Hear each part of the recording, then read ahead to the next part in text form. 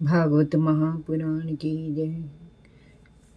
कुंज बिहारी लाल की जय। भगवान श्री कृष्ण के सभी भक्तों को राधे राधे। जय श्री कृष्ण। आज मैं आपको सुनाऊंगी भागवत महापुराण में पंचम स्कंद में 19वां अध्याय किम पुरीश्वरश और भारतवर्ष का वर्णन। श्री सुखदेव जी कहते हैं, हे राजन, किम पुरुष वर्ष में श्री लक्ष्मी जी के बड़े भाई श्री हनुमान जी अनेक किन्नरों के साथ निवास करते हैं और अविचल भक्ति भाव से श्री हरि के अवतार श्री राम की स्तुति करते हैं। वे गंधर्वों सहित परम कल्याणमयी श्री राम की कथा का गान करते रहते हैं। वे कहते हैं, हम ओंकार स्वरूप पवित्र कीर्ति भगवान श्री राम को नित्य नमस्कार कहते हैं। आप मर्यादा पुरुषोत्तम, शील और पवित्र आचरणों से युक्त हैं। आपका स्वरूप लोक रक्षक का है। आप माता पिता और गुरुजन के भक्त तथा अपने सहोदर भ्राताओं के स्नेहशील अग्रज हैं। आप विशुद्ध बोध स्वरूप, अद्वितीय समय प्रकाश, सर्वांतर आत्मा, परम शांत, अहंकार शून्य, जगत के तारणहार हैं। हम आपको नमन करते हैं। भारतवर्ष में भगवान का नर नारायण रूप स्थित है। इसमें आपकी तपस्या धर्म, ज्ञान, वैराग्य, ऐश्वर्य, शांति और उत्तरोत्तर ऊपर उठते हुए आत्म स्वरूप को प्राप्त कराती है। यहाँ समय देवऋषि नारद भगवान के द्वारा बताए गए सांख्य दर्शन, योग दर्शन, न्याय दर्शन, पंचरात्र दर्शन, वर्णाश्रम, धर्म, व्यवस्था आदि का उल्लेख करते हुए श्री नारायण की उपासना करते हैं और निष्काम भक्ति का प्रचार करते हैं। वे गाते हैं, जो विश्व की उत्पत्ति के कर्ता होकर भी कर्म के अहंकार से नहीं बंधते, जो शरीर में प्राण स्वरूप रहकर भी शरीर के मूल धर्म भूख प्यास के वशीभूत नहीं होते, जो दृष्टा होने पर भी दृश्य के गुण दोषों से परे रहते हैं, उन असंग और विशुद्ध साक्षी स्वरूप भगवान नारायण को हम नमन करते हैं। हे योगेश्वर, हिरण्य गर्भ भगवान ब्रह्मा जी ने योग साधना की सबसे बड़ी कुशलता यही बताई है कि मनुष्य अंतकाल में अपने शरीर के मोह को छोड़कर आपके प्रकृत गुण रहित स्वरूप में अपना मन लगाए और आपकी स्तुति करे। जैसे भोगों के लालची पुरुष शरीर के मोह को आसानी से नहीं छोड़ पाते, उसी प्रकार ज्ञानी पुरुष भी यदि अपने इस मोह को बनाए रखे तो उनका ज्ञान प्राप्ति का सारा प्रयास विफल हो जाता है। अंत हे प्रभु, आप हमें अपनी प्रेमा भक्ति का योग दीजिए और संसारिक मोह की पतवार को आप काट दीजिए।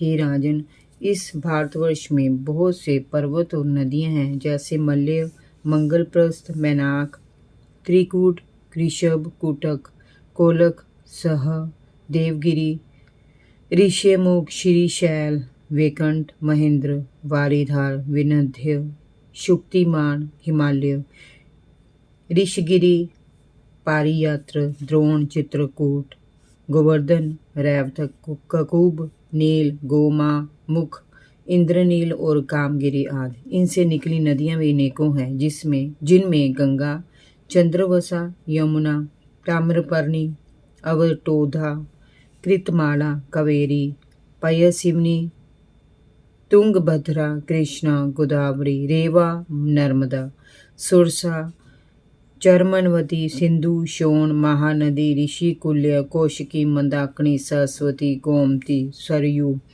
शतद्रु, चंद्रभागा, वित्सता आदि प्रमुख नदियां हैं। ये भारतवर्ष मनुष्य की कर्म भूमि है। यहाँ रहने वाले मनुष्य को अपने अपने कर्मों के अनुसार विभिन्न प्रकार की योनियों में जन्म लेना पड़ता है। इस वर्ष में अपने अपने वर्णों के अनुसार लोग अपने अपने धर्मों का पालन करते हैं। अध्यात्म की ये देवभूमि है, देवभूमि है। यहाँ मनुष्य अपने आत्म स्वरूप को पहचान कर परम तत्व में प्रवेश करने में सफल होता है और नर से ऊपर उठकर नारायण तक की संज्ञा तक पहुँचते हैं। यहाँ योग साधना के विविध साधनों के ऊपर भक्ति योग की महत्ता है, जिसके द्वारा यहाँ का मनुष्य सहज रूप से ही परम पद को प्राप्त कर लेता है। देवगण भी भारतवर्ष में उत्पन्न हुए लोगों की इस प्रकार महिमा गान करते हैं। भारतवर्ष में जिन जीवों ने जन्म लिया है, उन्होंने अवश्य कोई महान पुण्य किए हैं, तभी श्रीहरि उन पर बेहद प्रसन्न रहते हैं। इस सौभाग्य के लिए तो हम भी तरसते हैं। हमें कठोर व्रत और यज्ञ करके ये जो स्वर्ग प्राप्त हुए हैं, ये भारत भूमि के भोगों के सामने तुच्छ है, क्योंकि यहाँ श्री नारायण की स्मृति स्वर्गिक सुखों के कारण कभी होती ही नहीं। यहाँ संसार के भोगों की सहज प्राप्ति भले हो, सत्संग और ईश्वर स्मरण का यहाँ सौभाग्य प्राप्त नहीं होता है। भारत में धीर पुरुष एक क्षण में ही अपने स्मरण धर्म शर्म से किए समस्त कर्मों को भगवान श्री नारायण को अर्पित करके अभय पद प्राप्त कर लेते हैं।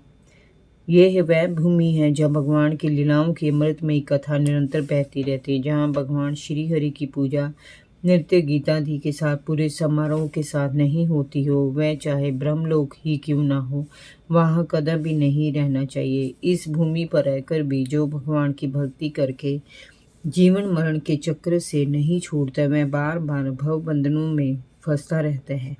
ओह, इन भारतवासियों का ये कैसा सौभाग्य है कि जब ये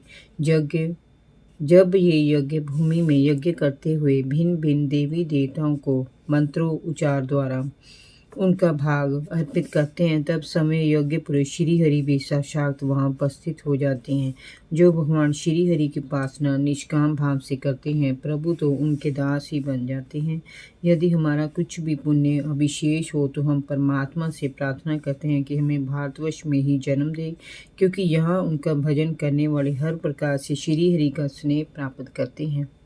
राजन, राजा सगर के पुत्रों ने अपने यज्ञ के घोड़े को ढूंढते हुए इस पृथ्वी को चारों ओर से खोदा था।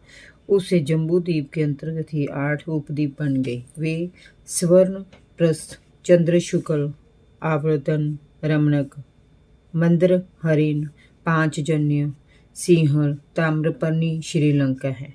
भरत श्रेष्ठ, जैसा मैंने गुरु मुख से सुना था, मैंने तुम्हें सुना दिया है। जय जय श्री राधे भागवत महापुराण की जय। भगवान श्री कृष्ण के सभी भक्तों को राधे राधे। जय श्री कृष्ण।